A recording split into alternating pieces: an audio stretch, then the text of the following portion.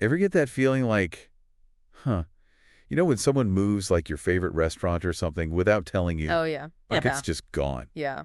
That's kind of how I felt when I first heard about this whole Gulf of America thing. It's like, okay, sure, names can change, but the map, Right. like that's serious business. Yeah. Today on Meteorology Matters, we're talking about President Trump's 2025 executive order Okay. renaming the Gulf of Mexico Right. to the Gulf of America. You've probably heard about it, but we're going to explore some of the ripple effects you might not have thought of, Yeah. especially when it comes to like weather forecasting. Absolutely. So we're going to be tackling some big questions today. Okay. How will this impact hurricane forecasts? Mm. What are the international implications of all this? Yeah. So buckle up because this is one wild weather ride. For sure. And if you want even more insights on this and other fascinating weather events, Yeah. follow meteorologist Rob Jones Oh, yeah, he's great. on Instagram, Uh-huh. TikTok, and YouTube. All right. You can find him at Meteorologist, TV Meteorologist, and Rob Jones Hurricane, respectively. Gotcha. He's also got a great Meteorology Matters playlist on YouTube that you should definitely check out. Definitely. So what's so fascinating to me about this whole situation is how something as seemingly simple as a name change can throw a wrench into something so complex like weather forecasting. Well, you're absolutely right. I mean, it really is captivating to see how something like this can have such ripple effects across so many different areas. All right, so President Trump signed this executive order back in 2025. Yeah. What's been happening since then? How is this actually playing out? Well, so the National Oceanic and Atmospheric Administration, Okay. or NOAA as we call it, Right. is now obligated to use Gulf of America in all their weather products. Really? All of them. So think marine forecasts, those crucial hurricane predictions. Wow. Everything. So like imagine tuning into the weather report and hearing hurricane heading for the Gulf of America. Yeah. I mean, wouldn't that cause some serious confusion, especially for like our neighbors in Mexico? Absolutely. I mean, you've hit the nail on the head there. Mexico and other countries bordering the Gulf, they haven't acknowledged this new name. Right. This creates a real predicament, especially when we need to work together on forecasts and disaster response across international borders. Yeah, it makes sense. And then there's this whole Google Maps dilemma where they're displaying different names depending on your location. Oh, yeah. It's like they're playing both sides of the field. Exactly. Google Maps has taken this dynamic approach, I guess you could call it, that Right. U.S. users see Gulf of America, Mexican users see Gulf of Mexico, and users elsewhere might see a blend of both. Oh, wow. Their justification is that they rely on official government sources. Okay. But this raises questions about how online platforms navigate politically charged situations like this. That's really interesting. Speaking of politically charged, how has Mexico reacted to all of this? Yeah. I've heard that Mexican President Claudia Sheinbaum isn't exactly thrilled. Yeah, to put it mildly, President Sheinbaum has been very vocal in her opposition, citing the historical and internationally recognized name Gulf of Mexico. Right. She's even hinted at legal action against Google for displaying the new name, Really? which opens up a whole other can of worms regarding international legal disputes over geographical designations. Wow. And it gets even more interesting. Sheinbaum brought up this historical document that refers to North America as Mexican America, Oh, really? which is almost like a clever jab back at the name change. Yeah. It really emphasizes how these things can become very symbolic and political. Absolutely. It's a great illustration of how naming conventions are rarely neutral. They often carry historical baggage and reflect power dynamics, which is why these types of changes are so contentious. Yeah, it really makes you think, okay, but let's shift back to the practical implications for a second. How is NOAA actually managing this name change when it comes to like hurricane forecasts? Right. It seems like a logistical nightmare, to be honest. It's definitely a challenge. The U.S. has its exclusive economic zone, or EEZ, which extends 200 nautical miles from the coast. Okay. Within that zone, the National Oceanic and Atmospheric Administration can use Gulf of America without too much trouble. But what about hurricanes that develop or move outside that zone where the new name isn't recognized? That's the real conundrum. It creates the gray area with potential for confusion, especially when coordinating with Mexican authorities during a hurricane threat. Yeah, it's like they've created this meteorological maze and handed everyone a different map. Exactly. And to add another layer to this already complex situation, we have the issue with the Associated Press. Ah, yes. The White House barring AP reporters from events because they wouldn't use Gulf of America.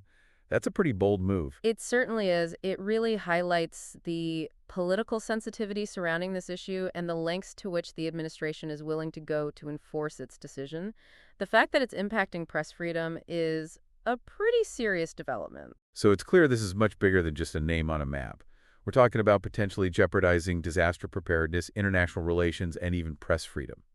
What started as a seemingly simple change has spiraled into a real mess. It's a tangled web indeed. Meteorological challenges, international disputes, freedom of the press, this situation has it all. It really makes you think, if a name change can create that much disruption, what other seemingly insignificant actions might have far-reaching consequences that we haven't even considered? It's like a domino effect. You nudge one thing, Right. and it sets off this chain reaction across all these different aspects of life. Exactly. It reminds us that we live in an interconnected world where even actions that seem isolated can have unexpected global repercussions. So let's bring this back down to earth for a moment. What does all this mean for the average person? Should we be worried about a hurricane forecast using the wrong name? Well, it's a valid concern. In a time-sensitive situation like a hurricane, clear communication is absolutely essential. Any confusion or ambiguity could have serious consequences. Especially when you're dealing with a natural disaster, every second counts. Absolutely. Imagine a scenario where a hurricane is approaching the coast and there's conflicting information about its path because of the name discrepancy.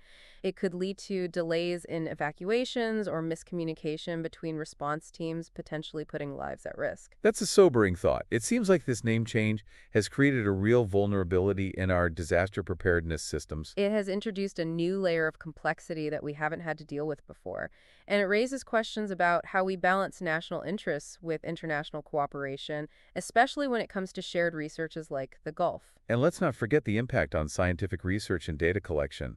All those historical records and databases using Gulf of Mexico now have to be reconciled with this new name. It seems like a massive undertaking. It is, and it highlights how something as seemingly simple as a name change can disrupt scientific continuity and create headaches for researchers trying to track long-term trends and patterns. It feels like we're only just beginning to understand the full scope of this issue. There's so much more to unpack here. Indeed, and it underscores the importance of considering the unintended consequences of our actions, no matter how small they might seem.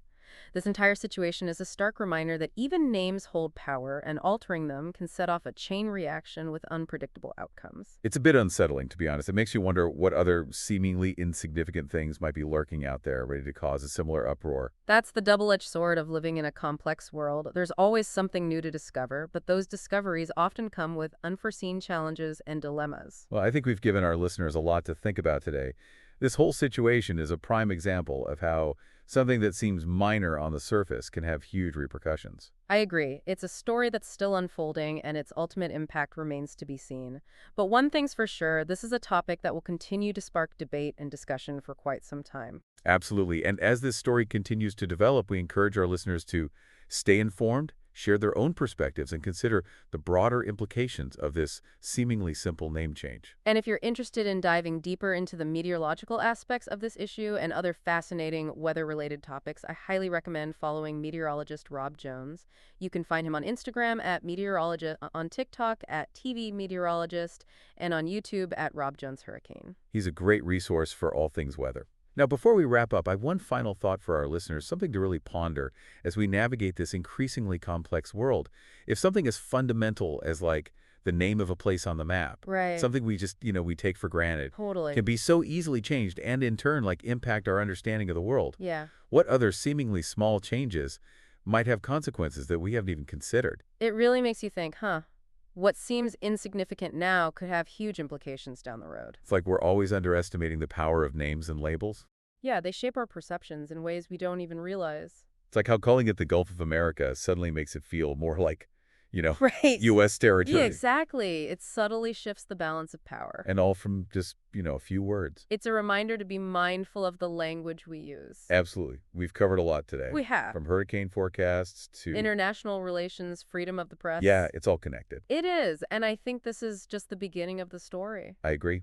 Who knows what other surprises are in store? Well, one thing's for sure, this Gulf of America situation is going to be debated for a long time to come. Absolutely. And we'll be here to cover it every step of the way. For sure. So stay tuned, folks. And in the meantime, if you want to learn more about the fascinating world of weather, Yeah? make sure to follow meteorologist Rob Jones. He's the best. He's on Instagram at meteorologist, TikTok at TV Meteorologist, Yep. and YouTube at Rob Jones Hurricane. You can find all sorts of great content there.